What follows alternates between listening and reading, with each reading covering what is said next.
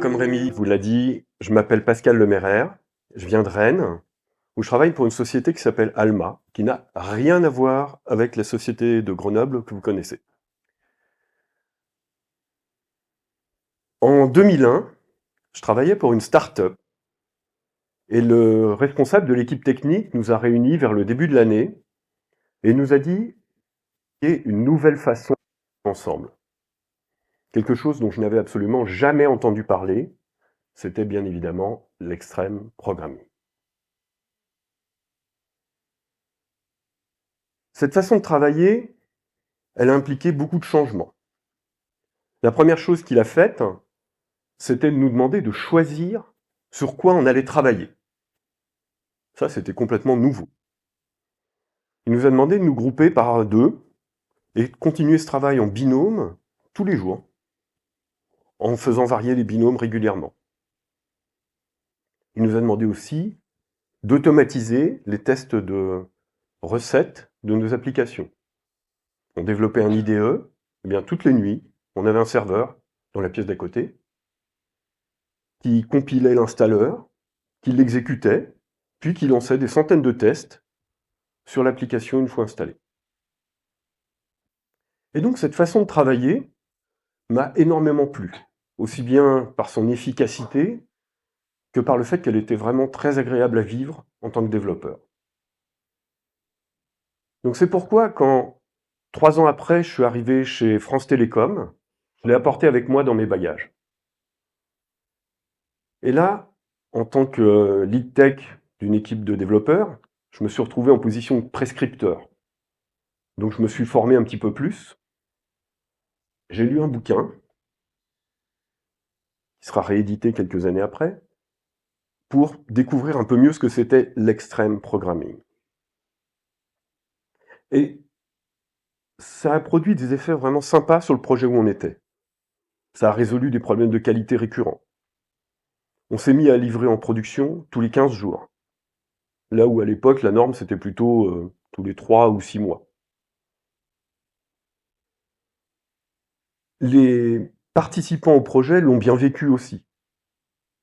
Il y en a un qui est venu me voir une fois et qui m'a dit avant que tu mettes ça en place, il y a quelqu'un qui rentrait dans l'open space qui nous disait tiens, il faudrait développer ça. Puis il repartait. Et on le revoyait une semaine après. Ou 2.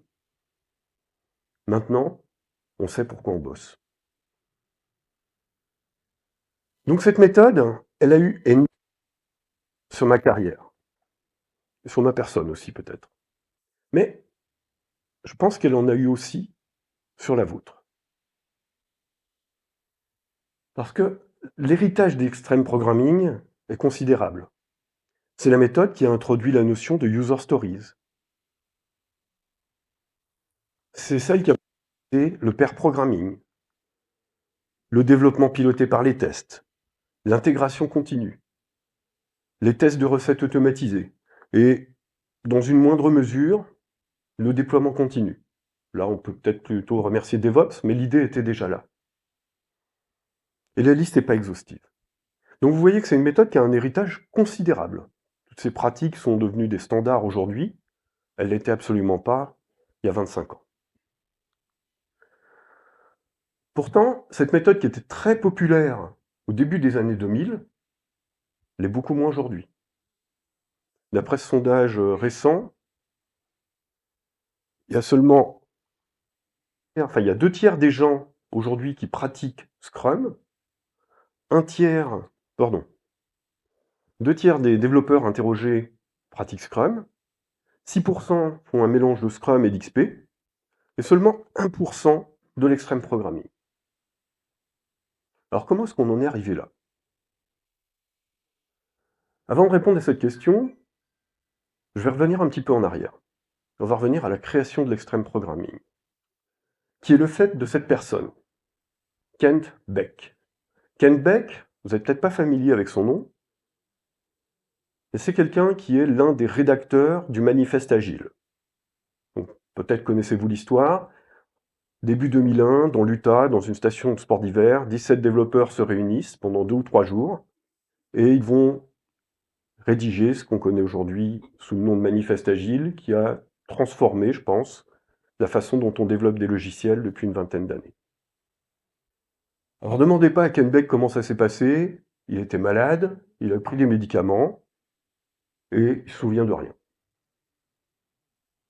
Mais il avait quand même les idées à peu près claires, ou en tout cas suffisamment claires pendant ces 2 ou 3 jours, pour qu'on retrouve dans le manifeste agile pas mal d'idées qui étaient dans l'extreme programming. C'est aussi lui qui, en 97, a pris l'avion pour aller de Zurich à Atlanta. Il rentrait d'une conférence sur la programmation orientée objet. Il a pris l'avion avec un gars qui s'appelle Rich Gamma. Rich Gamma, c'est un des membres du GOF, le Gang of Four, les auteurs d'un fameux livre de référence sur les design patterns. Et donc Beck et Gamma sont dans l'avion, ils ont un long trajet à faire. Qu'est-ce que font 2 geeks dans ces conditions-là? Ils vont coder. Ils vont coder, et donc Gamma propose à Beck de lui faire découvrir Java. Le langage est nouveau, il est sorti en 95, on est en 97. Et Beck, lui, c'est un spécialiste de Smalltalk, mais il ne connaît pas Java. Et donc ils vont faire le portage d'une application développée par Beck quelques années auparavant, un petit framework de test automatisé qui s'appelle S-Unit. S pour Smalltalk. En fait, S-Unit, d'après ce que j'ai compris, c'est le tout premier framework de test automatisé qui a existé. Et le portage en Java, ça va s'appeler JUnit. Ce qui est en gros l'ancêtre de beaucoup des frameworks de test automatisés qu'on utilise aujourd'hui, quel que soit le langage. Donc comme vous le voyez, Ken Beck est quelqu'un qui a eu beaucoup d'influence sur notre industrie. Et je pourrais citer d'autres choses encore. En 96, Ken Beck est appelé à la rescousse chez Chrysler. Chrysler a lancé une refonte de son système de paye dans un projet qui s'appelle C3. Mais ça se passe pas bien. Ça fait 3 ans que le projet est lancé, 3 ans qu'on dit dans 6 mois ce sera en prod, un peu comme le PR de Flamanville, vous voyez. Et ça marche toujours pas puisqu'ils ont des gros problèmes de performance. Il faut 1000 heures pour générer les fiches de paye d'un mois. Donc on appelle Ken Beck à la rescousse en tant qu'expert Smalltalk. Il commence son audit et très vite, il va se rendre compte qu'il n'y a pas que des problèmes de performance. Il va voir Susan Unger, qui est la directrice du SI de Chrysler, et lui dit « Madame, vous avez un gros problème, et de mon point de vue, il n'y a que 3 issues possibles. La première, c'est vous continuez comme vous faites actuellement. Et là, il n'en sortira jamais rien. La deuxième, c'est que vous laissiez tomber le projet complètement. Vous mettez tout à la poubelle. Et la dernière solution, c'est vous octroyer 1 semaine de congé à l'ensemble des salariés qui travaillent sur le projet. À leur retour de vacances, vous proposez à ceux qui sont volontaires de reprendre le projet de zéro. Susan Unger va se laisser convaincre, mais elle va y mettre une condition. Elle va dire « Ok, mais c'est vous, monsieur Beck, qui allez être le leader technique de ce projet. » Alors là, Ken Beck, il est décontenancé. Il n'a jamais été leader technique d'une grosse équipe comme ça. C'est tout à fait nouveau pour lui. Mais lui aussi va se laisser convaincre. Et donc, au retour de congé des différents salariés, il va recevoir ce qu'il souhaite en entretien individuel. Et pendant la première journée, il va improviser les réponses quand on va lui poser la question « Et alors, comment on va travailler? Qu'est-ce qu'on va faire? Qu'est-ce qui va changer par rapport à avant ?» Il va puiser dans son expérience personnelle les pratiques qui lui paraissent efficaces. Et il va les pousser à l'extrême. Et c'est comme ça qu'est né le programming. Donc il publiera tout ça dans un livre 3 ans plus tard qui va décrire la façon qu'ils avaient travaillé chez Chrysler. Qu'est-ce qu'on trouve dans ce livre? 2 choses. Des valeurs et des pratiques. Ces pratiques, si vous regardez bien la colonne de gauche essentiellement, ce sont avant tout des pratiques techniques, des pratiques de développement logiciel. Développement piloté par les tests, conception simple, programmation binôme, etc., etc. Quelques années plus tard, sort une deuxième édition du livre. Si vous êtes attentif, vous verrez que Ken Beck n'est pas le seul auteur de cette deuxième édition, contrairement à la première. Cynthia Andress, qui l'a réécrit avec lui, c'est vraiment une réécriture, il y a seulement 2 pages qui n'ont pas changé. Cynthia Andress, c'est l'épouse de Ken Beck. Et elle a eu un impact majeur sur cette méthode, en tout cas sur la deuxième édition du livre. Ce qui s'est passé, c'est qu'elle a lu la première version, et elle a été un peu choquée. Elle a été choquée parce que dans cette première version du livre, Ken Beck décrivait tous les contributeurs à un projet qui ne sont pas des développeurs comme des sources de surcoût. Autant vous dire qu'il ne s'est pas fait que des copains. Donc elle lui a dit non, c'est pas possible, tu peux pas écrire des choses comme ça, c'est pas vrai. Et c'est ça qui a déclenché la réécriture du livre. Ken Beck dira avec beaucoup d'humilité dans cet ouvrage que ça reflète aussi son évolution personnelle. Il a décrit dans la deuxième version, avec Cynthia Andress, le rôle et la valeur que chacun des contributeurs à un projet pouvait y apporter quand on travaillait en extreme programming. Que ce soit un manager, un chef de projet, un designer d'interaction, un testeur, etc., etc. Donc la deuxième version de l'extreme programming est beaucoup plus large que la première et assez différente. Bien sûr, elle reste centrée sur les valeurs. C'est fondamental en XP, tout découle de là. On va retrouver les valeurs de la première version et une supplémentaire. On va retrouver aussi des pratiques. Il y en a certaines qui ont été abandonnées par rapport à la version initiale, mais il y en a de nouvelles qui ont été introduites. Et il y a tellement de pratiques qu'elles seront divisées en 2. Les pratiques principales, qui sont à mettre en œuvre quand vous démarrez un projet en mode extreme programming, et les pratiques que Beck a qualifiées de corollaires, qui sont à mettre en œuvre uniquement si les premières sont bien comprises, appliquées et produisent leurs effets. On va revenir en détail là-dessus. Alors peut-être pas sur tout, à moins que vous vouliez passer la journée avec moi. Mais on va trouver aussi une troisième chose, qui n'était pas dans le premier livre, ce sont des principes. Les principes, c'est ce qui permet de faire le lien entre les valeurs et les pratiques. C'est ce qui donne du sens aux pratiques. Vous permettre d'imaginer vos propres pratiques si celles suggérées par Ken Beck ne fonctionnent pas dans votre contexte. On va commencer par les valeurs. La première et la plus importante, c'est la communication. Elle est indispensable dans un projet, elle n'est pas suffisante pour que la coopération se passe bien, mais elle est vraiment nécessaire. Et elle est nécessaire notamment pour créer un sentiment d'appartenance au projet. Là encore, ce n'est pas la seule condition. Deuxième valeur, la simplicité. Elle doit être omniprésente en XP. Dans les processus, les outils, la conception du logiciel, les relations entre les gens, etc. La simplicité en XP, c'est faire la chose la plus simple, mais qui fonctionne. Il ne faut pas oublier la deuxième partie de la phrase, ce n'est pas toujours le cas. On a parfois tendance à faire des choses simplistes. Et cette simplicité, il ne faut pas oublier aussi qu'elle est contextuelle. Ce qui est compliqué pour une équipe peut ne pas l'être pour l'autre.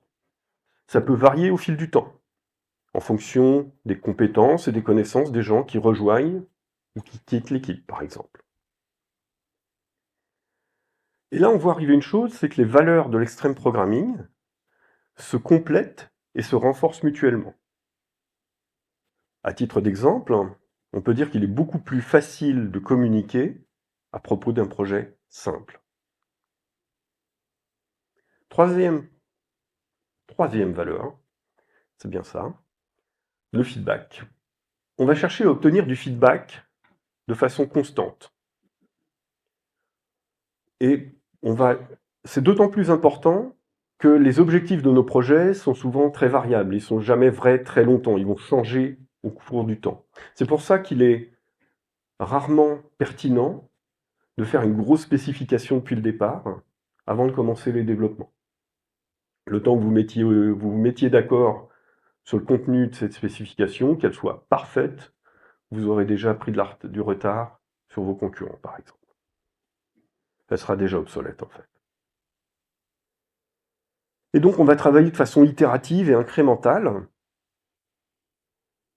Et on va adapter son rythme aussi au feedback. Les bugs, par exemple, c'est une forme de feedback. Si à chaque fois que vous mettez en production, vous recevez une montagne de bugs, il faut peut-être ralentir un peu le rythme de vos mises en production.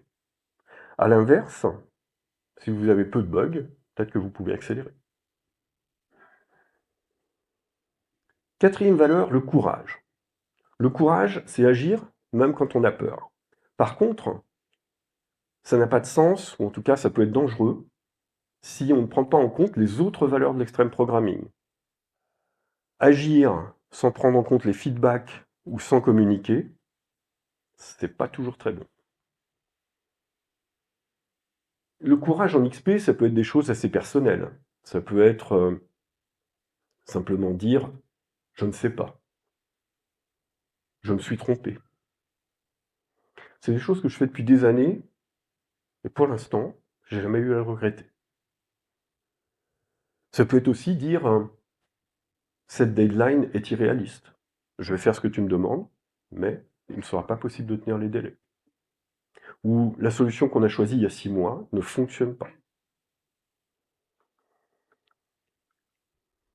Et puis la dernière valeur de l'extreme programming, celle qui a été ajoutée parce qu'en fait elle était sous-entendue dans la V1, on l'a rendue explicite dans la V2, c'est le respect. Le respect, il est indispensable, aussi bien le respect entre les membres de l'équipe que le respect pour le produit qu'on développe. Si l'un ou l'autre ne sont pas là, ça ne se passera pas très bien, forcément. Donc voilà, ça ce sont les 5 valeurs qui sont omniprésentes en XP. Tout est basé là-dessus. Mais cette liste, elle n'est pas exhaustive. Vous pouvez parfaitement l'enrichir en ajoutant vos propres valeurs, ce qui est important pour vous et qui n'est pas déjà dans cette liste. XP est une méthode extensible par nature, on vous invite à l'enrichir. Deuxième partie, donc, qu'on va trouver dans le livre, les principes. Il y en a pas mal, je ne vais pas tous les détailler, juste une bonne partie quand même. Je vais passer rapidement. Le premier principe, c'est l'humanisme. Les pratiques de l'extreme programming devraient satisfaire à la fois les besoins du projet, les besoins de l'entreprise et les vôtres en tant qu'être humain. Vous avez besoin de sécurité, d'empathie, d'un sentiment d'appartenance à une équipe, d'avoir du sens dans ce que vous faites. Les pratiques d'XP vont contribuer à satisfaire ces besoins. Elles vont essayer. Le bénéfice mutuel, c'est l'idée que les pratiques d'XP devraient bénéficier aussi bien à toutes les parties engagées dans ces pratiques. Aussi bien vous, par exemple, que votre client, ou les participants au projet qui vont arriver quand vous l'aurez quitté. Donc ça peut être des gens qui sont même pas encore là. L'amélioration, c'est l'idée qu'on peut faire toujours mieux. On peut toujours améliorer son processus, la conception de l'application, la lisibilité du code, ses performances, mais aussi les outils et les relations entre les personnes qui sont impliquées. Une des choses qui me fait dire que Ken Beck et Cynthia Andress étaient assez visionnaires, c'est qu'il y a 25 ans, ils avaient déjà compris que des équipes avec des profils variés produisaient de meilleurs logiciels que les autres.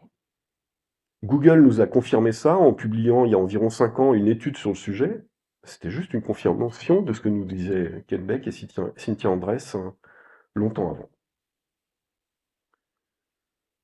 Le flux, donc on va orienter les pratiques de l'extreme programming vers une production en flux. C'est-à-dire qu'on va faire des itérations très courtes pour éviter l'effet tunnel. L'effet tunnel, c'est l'effet tunnel, c'est quand votre client vous dit si vous étiez venu me voir 6 mois plus tôt et vous m'aviez fait une démo, je vous aurais dit que ça allait pas. Donc on va mettre des pratiques en œuvre pour éviter ça. Les pratiques vont être redondantes quand elles adressent des problèmes difficiles. Par exemple, écrire un logiciel sans bug, c'est extrêmement difficile. Donc c'est pour ça qu'en XP, on a plusieurs pratiques qui vont essayer de s'adresser à ce problème-là. On va faire du TDD, de la conception simple, on va automatiser les tests de recettes, etc., etc. La qualité, elle n'est pas négociable en XP. On doit faire de la qualité. Mais on ne fait pas de la qualité pour la qualité. On fait de la qualité parce que c'est une condition pour que le logiciel ait un succès économique. Si vous n'attachez pas une attention constante à la qualité dès le début de votre projet et pendant toute sa vie, vous allez voir que votre productivité va s'effondrer. Au début, vous allez aller très vite, mais très rapidement, vous allez commencer à avoir des problèmes, votre projet deviendra imprévisible. Alors que si, dès le départ du projet, vous faites attention à la qualité et sans arrêt vous venez dessus, vous allez continuer à produire à une vitesse constante, à sortir de nouvelles fonctionnalités à intervalles réguliers. Et la qualité, elle n'est pas seulement intéressante du point de vue économique, elle est intéressante aussi du point de vue humain. Parce que les gens sont bien plus fiers de travailler sur un projet de qualité. Ils auront beaucoup moins envie de quitter l'équipe. Là aussi, c'est quelque chose que j'ai constaté sur de multiples projets. J'ai vu quand on le faisait et quand on ne le faisait pas, avec les bénéfices ou pas. Les petits pas, c'était l'idée déjà qu'il valait mieux mettre en production par petits incréments, faire des releases fréquentes, ça limite les risques. Et quand il y a un problème en prod, on trouve beaucoup plus vite d'où ça vient. Et le dernier principe, c'est l'idée que les responsabilités devraient être acceptées et non pas imposées. Ce sont par exemple les développeurs qui vont choisir les stories ou les tâches sur lesquelles ils vont travailler et qui vont effectuer le chiffrage de la story en question.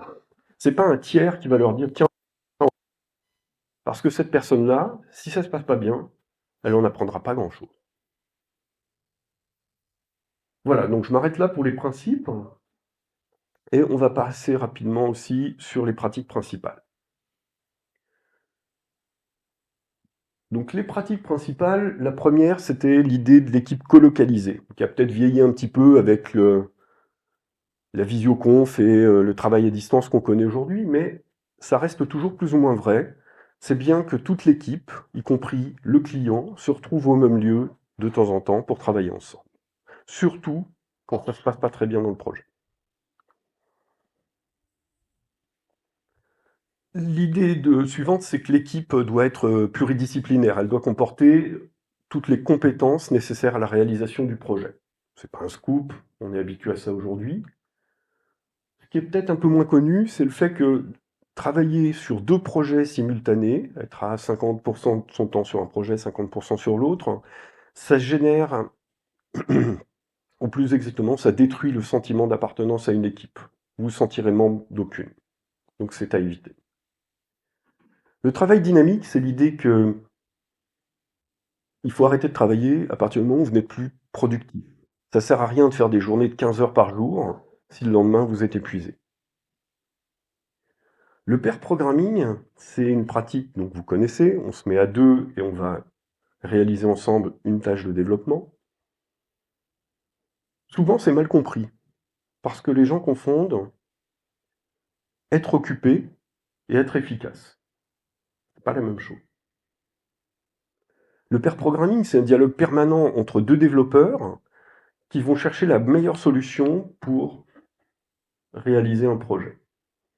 Et donc, ils vont rester focalisés sur cette tâche tout le temps qu'ils vont travailler ensemble, ce qui fait que Ken Beck nous dit, pour certaines personnes, il faut peut-être se limiter à 5 ou 6 heures par jour.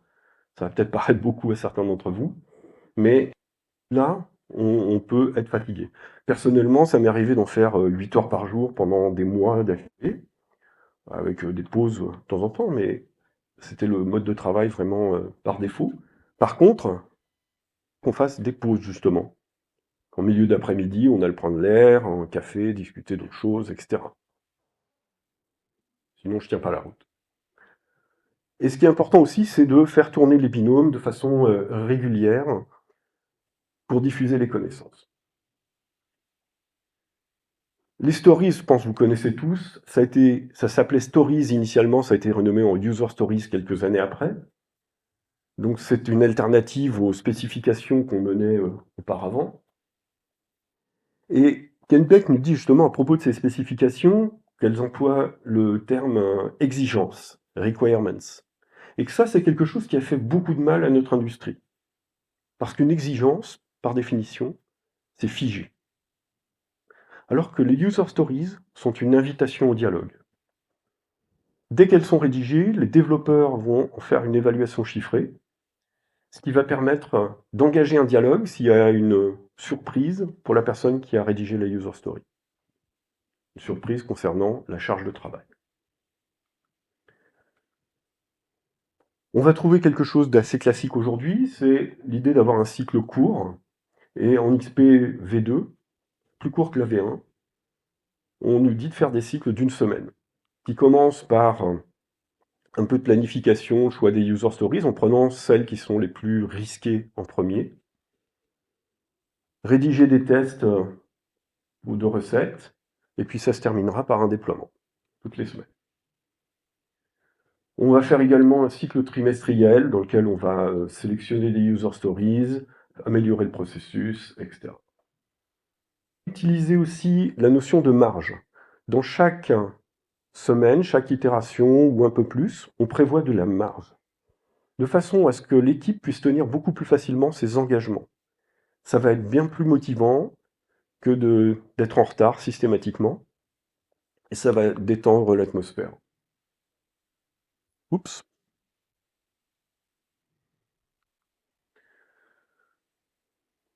On va essayer de faire des builds rapides et des tests qui s'exécutent tout aussi rapidement. Donc vous oubliez le serveur Rust qui met 6 heures à compiler.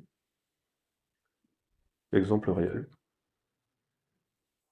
On va faire du développement piloté par les tests. Donc ça, c'est une pratique qui est très connue, qui n'est pas toujours facile parce qu'on ne nous l'enseigne pas forcément, mais qui a plein d'avantages. Le premier, évidemment, c'est qu'on va avoir confiance dans ce qu'on met en production, mais aussi, ça va nous permettre d'implémenter uniquement ce qui est nécessaire pour réaliser les tâches demandées. Et ça va produire, et ça c'est encore plus important, un code qui par nature sera facile à faire évoluer. Ce qui va vous permettre de maintenir la productivité de l'équipe sur le long terme. Parce que vous allez écrire des fonctions qui ne feront qu'une chose, elles répondront à l'implémentation d'un test. Elles feront l'implémentation requise pour passer le test, plus exactement. La conception incrémentale, c'est l'idée que ça ne sert à rien de faire dès le début du projet toute la conception de votre application de façon très détaillée. Il vaut mieux au contraire en faire le minimum pour faire les premières versions, avoir quelques idées de la suite, mais retarder les choix structurants au dernier moment responsable. Ça vous évitera des dépenses inutiles et une complexité inutile dans votre projet. Voilà, donc ça c'est les pratiques principales, ce sont celles que Ken Beck recommande de mettre en œuvre quand on démarre avec l'extreme programming. Il y a également des pratiques corollaires où il vous dit celles-là, mettez-les en œuvre uniquement quand vous avez bien assimilé les pratiques principales. Avant, ça peut être dangereux. Je vais aller encore plus vite là-dessus. On va en voir que 3. Quand il dit ça peut être dangereux, il pense par exemple au déploiement quotidien. L'idée était donc déjà là il y a longtemps, mais il disait attention, vous pouvez déployer très fréquemment, tous les jours, si vous avez déjà la confiance de votre client, si votre équipe ne produit que très peu de bugs. Pour Ken Beck, une bonne équipe extreme programming ne produit que quelques bugs en production chaque année. Donc, arriver à ce niveau de maturité, évidemment, ça ne se fait pas du jour au lendemain, ça met des années. Une pratique peut-être originale, c'est le fait d'inviter des clients réels à vos réunions trimestrielles. Vous en choisissez un ou deux et vous élaborez la roadmap avec eux.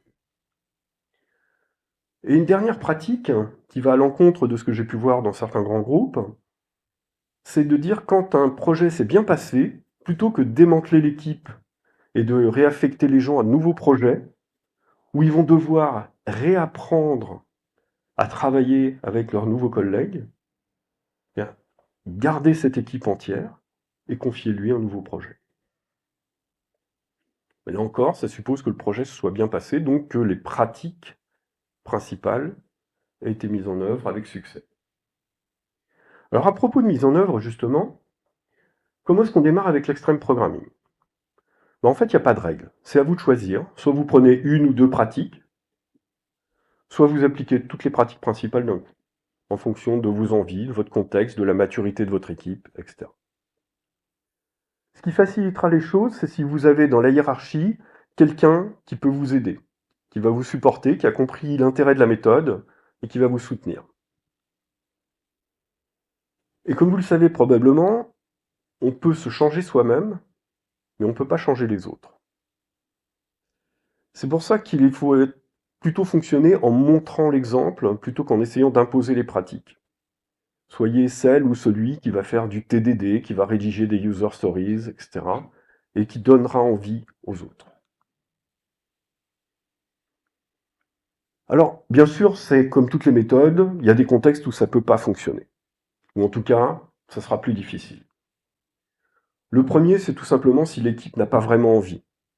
Si les gens n'ont pas envie de bosser ensemble, de progresser ensemble, c'est pas gagné. Et un deuxième contexte où ça risque de ne pas marcher, c'est si les valeurs réelles de l'entreprise, je parle bien des valeurs réelles, pas celles qui sont affichées sur les posters dans les couloirs ou sur le site web. Si ces valeurs réelles sont en contradiction avec celles de l'extreme programming, ça va être compliqué. Si par exemple, quand vous dévoilez vos difficultés ou vos craintes, on vous tape dessus, c'est peut-être pas le contexte idéal. C'est peut-être pas la boîte idéale d'ailleurs, il faudra peut-être penser à en changer. Donc en conclusion, vous voyez que c'est une méthode qui est très spécialisée. Reste qu'au développement logiciel, vous en ferez pas dans un cabinet d'avocats ou sur un projet immobilier comme on en a pu voir pour Scrum. Elle est prescriptive, c'est pas juste un cadre général. On vous explique comment faire du pair programming ou du TDD. Elle est basée sur les valeurs. C'est vraiment au cœur de la méthode, c'est le point de départ. En Scrum, vous avez bien des valeurs, mais elles ont été introduites quelque chose comme 15 ans ou plus après la publication de la méthode. Et c'est une méthode qui est ouverte. On vous dit explicitement, si les pratiques de l'extreme programming, après les avoir essayées, ne vous conviennent pas, vous pouvez inventer vos propres pratiques. Et on vous donne les outils pour le faire, avec les principes.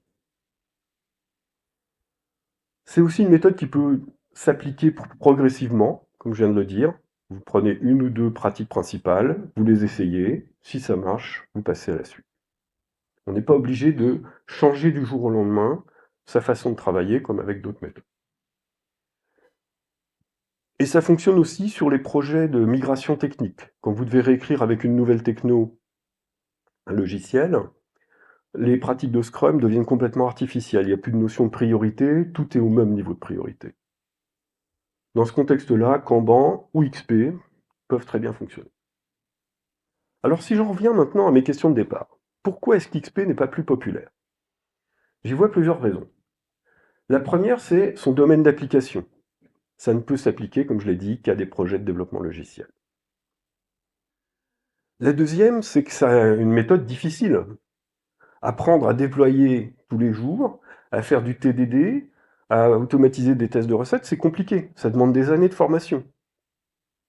Alors bien sûr, le retour sur investissement, il est important, mais il ne suffit pas de suivre une formation de 2 jours où on vous dit « ça y est, tu es certifié » pour être opérationnel. Troisième difficulté, c'est que ça demande une certaine culture. Il faut avoir bien compris le développement logiciel et ce que c'est pour pouvoir comprendre l'intérêt de certaines pratiques. C'est pas facile de faire comprendre à quelqu'un qu'il est plus efficace de se mettre à deux pour faire le développement d'une tâche que de le faire tout seul. Et puis, comme je vous l'ai dit, Ken Beck, c'est pas fait que des copains avec le ton de son premier ouvrage. C'est un excellent développeur, c'est peut-être un moins bon commercial. Et c'est d'ailleurs une des raisons pour lesquelles, selon moi, ça n'a pas pris plus d'ampleur, c'est qu'il n'a pas cherché à en faire un business. Il a bien donné quelques confs, écrit des bouquins, mais ça va pas plus loin. Il n'a pas mis en place un système de formation, de certification, etc., etc. Donc c'est pour ça, je pense que cette méthode a été plus connue, enfin supplantée, et beaucoup moins connue aujourd'hui que d'autres. Et donc, et donc, pour terminer, je vais essayer de répondre à ma question de départ. Est-ce que c'est la méthode agile parmi toutes celles qui existent? J'ai envie de répondre oui pour plusieurs réponses. Pardon. J'ai envie de répondre oui pour plusieurs.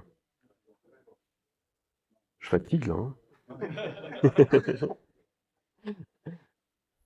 Alors, donc j'ai envie de répondre oui, tout simplement.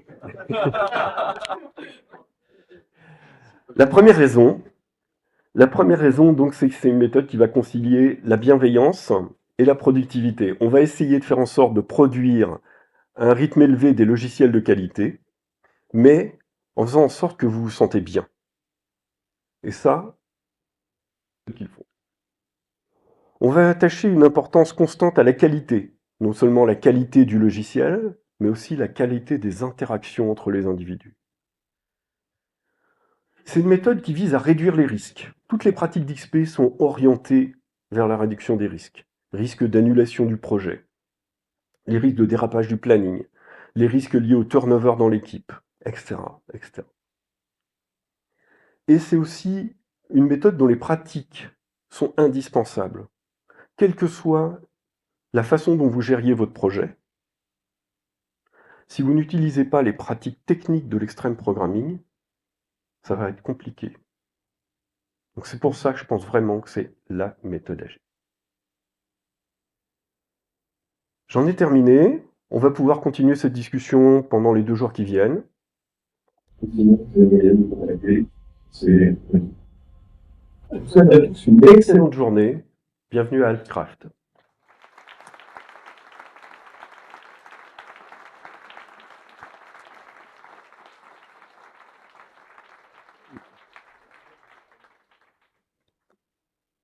Alors, on a encore un peu de temps s'il y a des questions. Si tu es bien d'accord, Pascal. Et nous, on a encore un peu de temps, donc si vous avez des questions à poser à Pascal ou des choses que vous voulez partager, ben, n'hésitez pas, sinon on arrêtera là. Est-ce qu'on a un micro à faire circuler? Ouais. Tiens, je te prête celui-là en attendant. Comment tu vois XP par rapport à Accelerate, si tu connais Accelerate? Alors, je pense que Accelerate, en fait, a confirmé. Donc, Accelerate, si c'est clair pour tout le monde, en gros, en résumé, c'est une étude sur les pratiques de développement logiciel qui montre les pratiques, justement, des entreprises qui ont du succès aujourd'hui. Et donc, je pense que Accelerate a confirmé une partie, mais pas la totalité, des pratiques de l'extreme programming. Par exemple, le fait de mettre en production très souvent, c'est une des choses qui est mise en valeur par Accelerate, qui confirme que les entreprises qui mettent en prod tous les jours, voire plusieurs fois par jour, performent mieux que les autres. Et c'est déjà quelque chose qu'on trouve là-dedans. Après, il n'y a rien dans Accelerate, il me semble, concernant le TDD ou le pair programming. Tu m'arrêtes si je me trompe.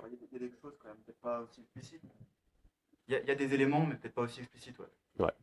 Donc je pense, moi, que les deux sont compatibles. Au contraire, ça Accelerate, en fait, a confirmé des idées qu'on avait déjà depuis longtemps, qui, pour certaines, reposaient plus peut-être sur des croyances que sur des études scientifiques. Voilà. Mais c'est tout à fait compatible. Ouais.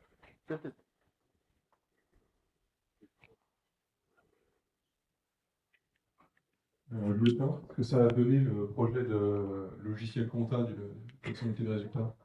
Alors, Ils ont réussi à sortir le logiciel, mais au final, il va être abandonné parce que, pour une raison qui est absolument pas technique, c'est Daimler-Benz a racheté Chrysler.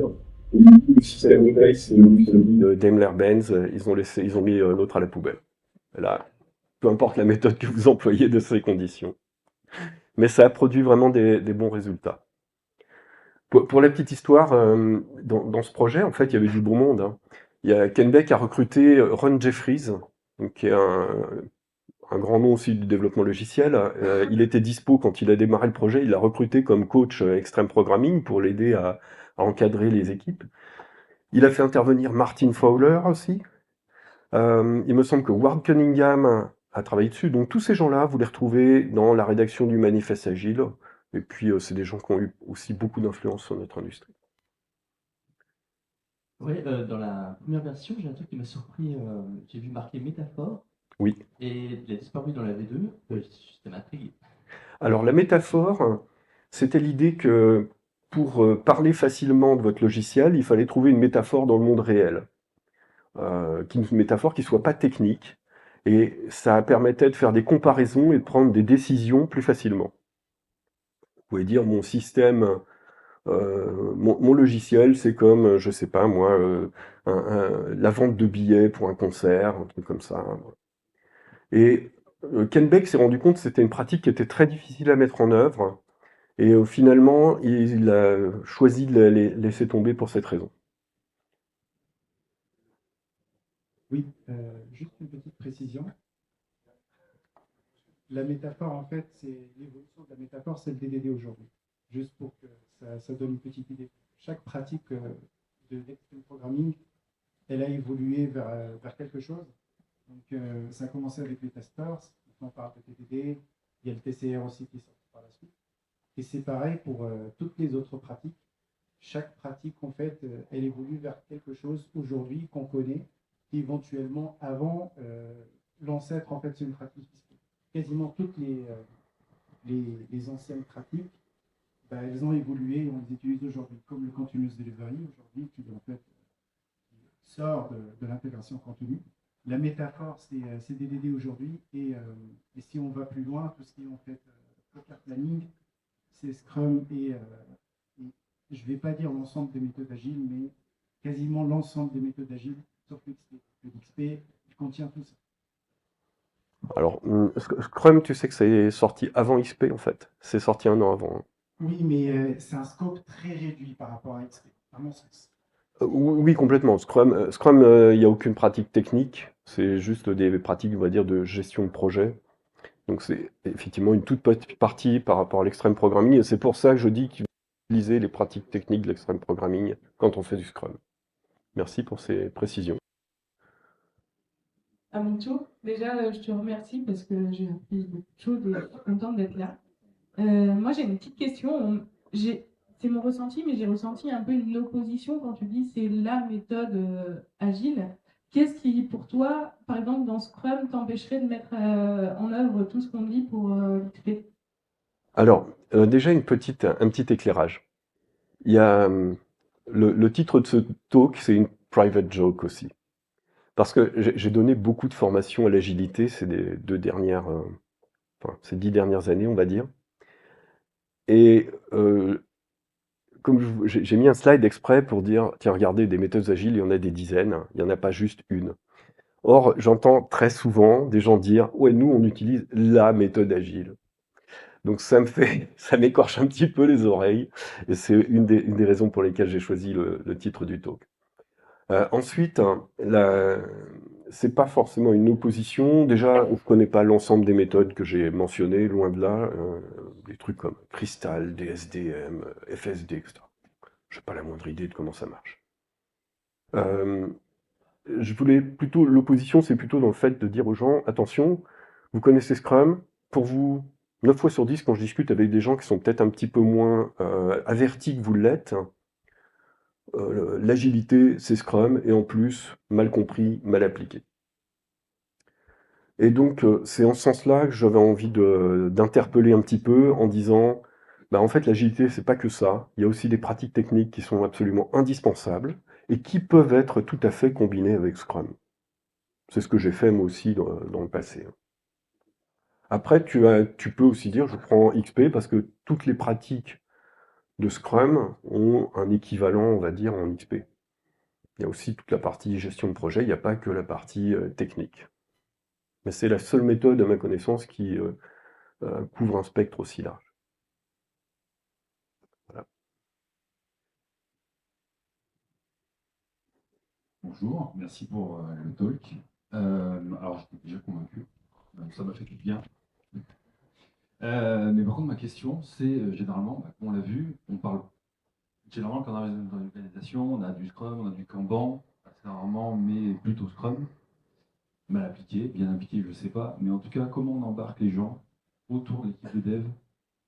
Si l'équipe de dev est convaincue par XP, tout ce qu'elle apporte, comment on embarque tous ces rôles qui sont autour? Comment on leur vend? Alors, une première astuce que j'ai utilisée plusieurs fois.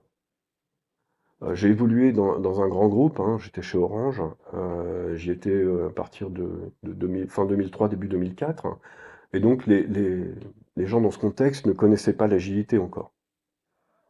Et quelque chose que j'ai utilisé à plusieurs reprises pour leur vendre mes façons de travailler qui étaient un petit peu iconoclastes pour eux, c'était vraiment pas gagné, c'était de leur dire, je vous offre un certain nombre de garanties.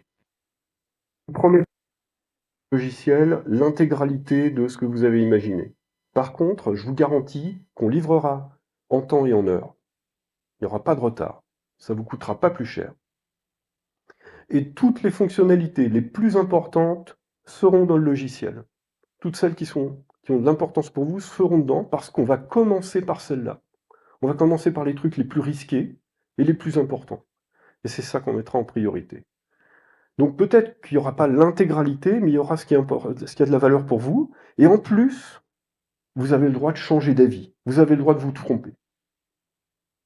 Donc voilà le discours que j'ai tenu à plusieurs reprises à des donneurs d'ordre, on va dire. Et ça a plutôt bien fonctionné.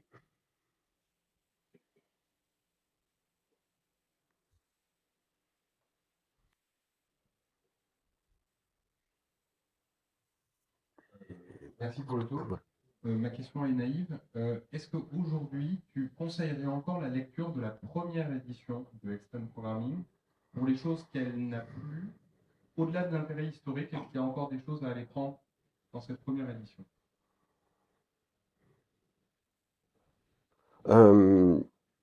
C'est pas évident, j'avoue que là tu me prends un peu au dépourvu. Déjà, si vous voulez lire la première édition, donc vous pouvez aller lire très facilement le livre. Je vous ai mentionné 2 ouvrages en français. Vous connaissez peut-être l'un des auteurs d'ailleurs, Laurent Bossavit, qui est un habitué de nos conférences. Et la deuxième version, la réédition de cet ouvrage, qui est basé sur la V1 d'XP, les deux sont basés sur la V1, elle est disponible gratuitement sur librairie.com, hein, c'est légal. J'essaie de retrouver ça. Voilà. Donc voilà, la deuxième, la gestion de projet Extreme Programming, ça parle de la XP dans sa V1, c'est dispo gratuitement. Est-ce que ça vaut le coup de lire ça aujourd'hui encore? Vous avez trouvé des conseils certainement sur les pratiques qui sont intéressants. Après, bon, non, je pense qu'il vaut mieux lire la V2 quand même. Déjà parce qu'il y a quelques pratiques qui ont été dépréciées. Et puis, ben, ça reflète aussi, elle a été écrite 6 ans plus tard. Donc forcément, Ken Beck a appris des choses entre les deux. Et puis, s'il devait réécrire aujourd'hui, il y aurait des choses qui changeraient encore. Donc non, je pense qu'il vaut mieux lire la V2 finalement. On a pour une dernière question. Bonjour, alors j'ai 2 petites questions. La première, c'est une remarque plutôt sur le fait que ça nécessite quand même à travers l'équipe de gens avec des interactions sociales qui s'établissent, des gens qui sont dans un bon esprit. Aujourd'hui, on fait face à beaucoup de turnover, pour différentes raisons. Probablement les modifications des modes de travail par la crise sanitaire, mais aussi par beaucoup de sous-traitance. Alors, est-ce qu'il y a du staffing dans l'extreme programming?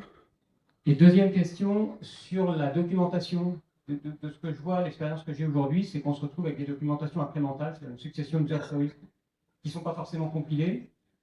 On a des clients, des types de projets qui nécessitent d'avoir, au moins à la fin, mais on aimerait bien l'avoir en cours de route, une documentation non pas incrémentale, mais totale sur l'état du logiciel à un moment donné.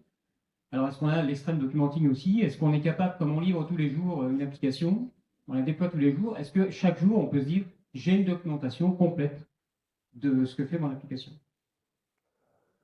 Alors, en fait, c'est pas une question, c'est plusieurs questions en une, hein, il y en a même beaucoup. Concernant l'extrême staffing, comme tu le dis, de mémoire, non, je vois pas de pratique qui, qui se rapprocherait de ça.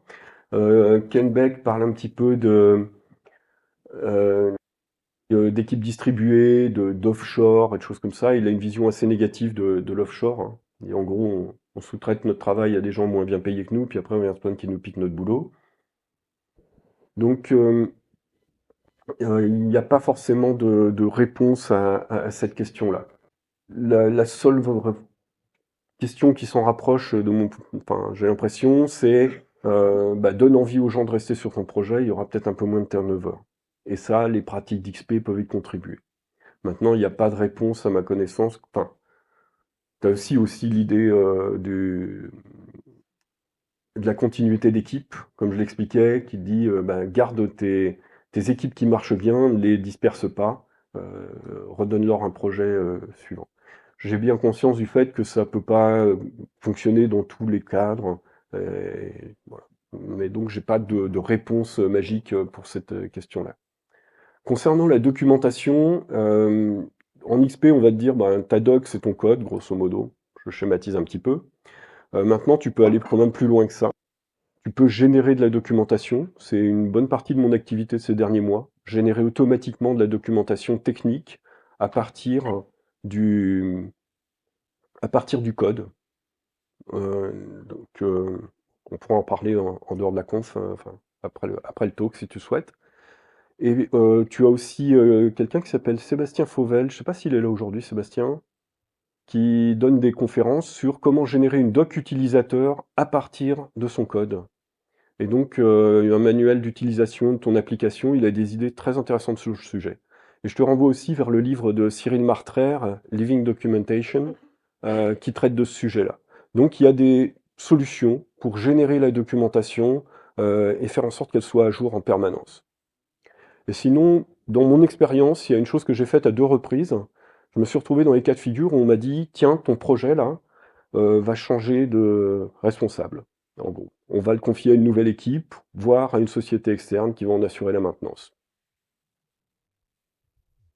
Moi, comme je travaillais en extreme programming déjà depuis quelques années sur le projet, j'avais pas forcément une doc détaillée sur tout. J'ai l'habitude de documenter uniquement des choses d'assez haut niveau et qui sont stables. Ou des trucs un peu compliqués et qui vont pas bouger trop souvent, genre les interactions avec les autres services ou l'authentification, des choses comme ça, puis un schéma général. Pour avoir, quand on a exigé de moi d'avoir une documentation détaillée, ce que j'ai fait, c'est que j'ai pris un outil de reverse engineering, j'ai généré des diagrammes qui ont été absolument incompréhensibles, j'ai passé 2 jours à les nettoyer, à les rendre un peu compréhensibles, à ajouter un peu de texte, et au bout de 2 jours, j'avais une doc exhaustive et à jour. Alors que si j'avais passé tout mon temps dans mon projet à essayer de maintenir ma doc à jour, ça m'aurait demandé une énergie folle et puis de toute façon ça aurait jamais été réussi. Voilà, j'espère que j'ai répondu à tes questions, puis on peut en discuter après. On peut vous remercier de la question.